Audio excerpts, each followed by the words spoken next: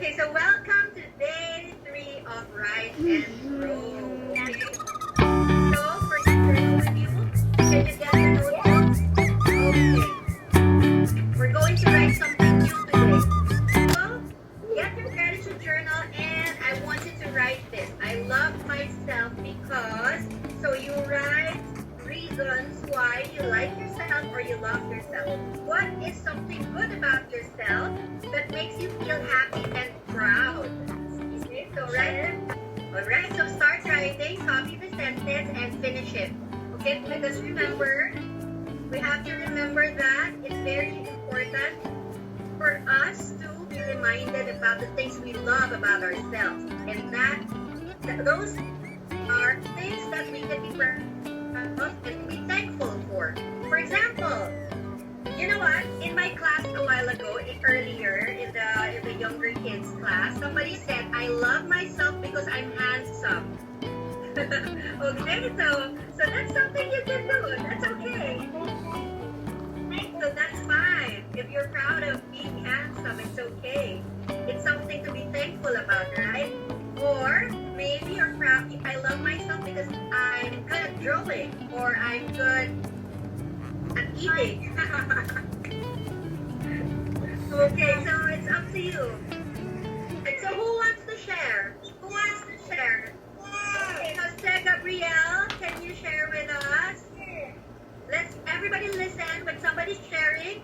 I love myself Listen, okay? because I have a family. I have a dog.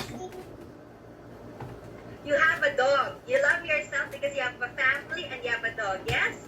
Okay, so you're thankful for your family and dog. Is that right? Oh, okay, wonderful. Thank you so much, Jose Gabriel.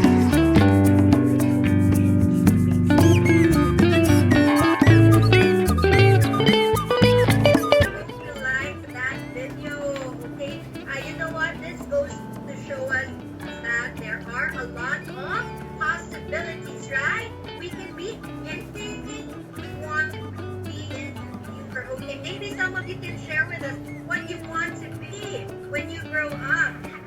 I want to be a famous superstar clubbing a mother, and I would be rich.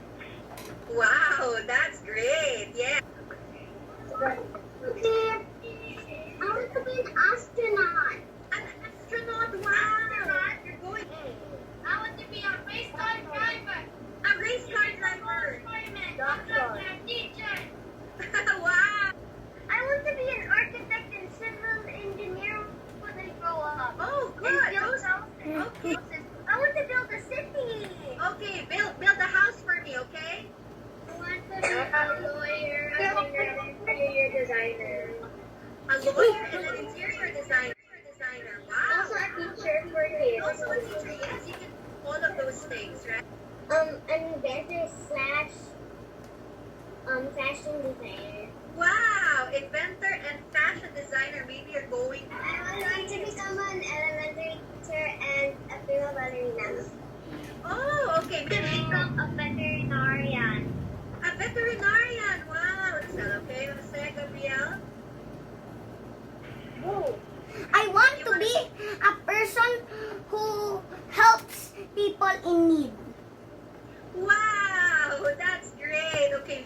I want to be an inventor of a radio. Wow, okay. I'm sure you'll be able to do it. So there you go. As I told you, there are many, many possibilities. And can everybody say possibilities?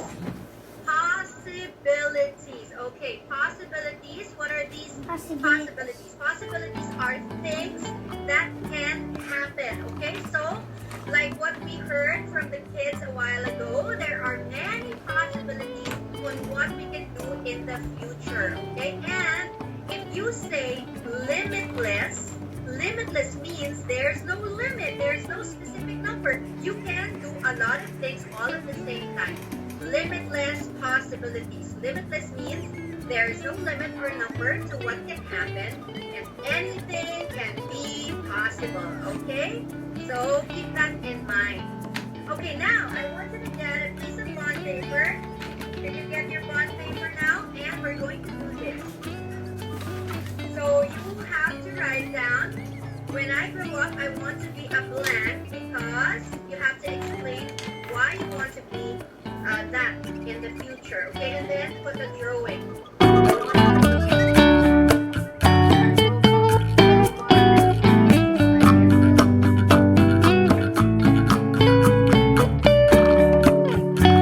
Alright, so now let's go to this one. I want you to get another piece of paper. Come on, everybody get your bond paper.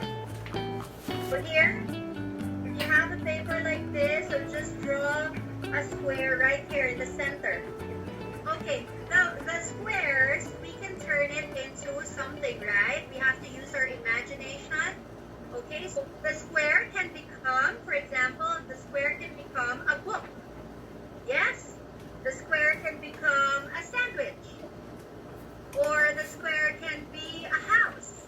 What we're going to do next. You have to think of ideas that are connected to your drawing. For example, somebody's asking Danmar, is this a mind map? It's something like that, yes. And we use mind maps like this to come up with different ideas so that it will help us jumpstart our writing, okay? If, for example, we're trying to think of something to write about, if we're trying to come up with ideas, a mind map like this can be good, can be helpful. Okay, so from your mind maps, okay, from the ideas that you wrote there, I want you to choose one idea that you want to write a story about. Okay, choose one idea for Alright, everybody look here. You're supposed to do this. Everybody look.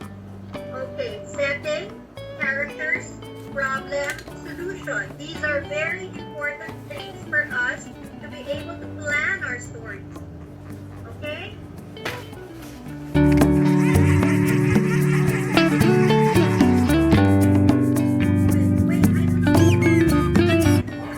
Okay, the next part after your planning is please prepare 3 pieces of paper that has beginning, middle, and end. Okay? Again, a question. Raise your hand. Jose Gabriel, you have a question?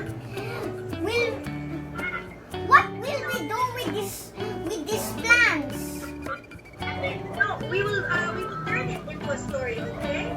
We start with a plan. Okay? It's like an outline. It's a story map. So can you show me your story map?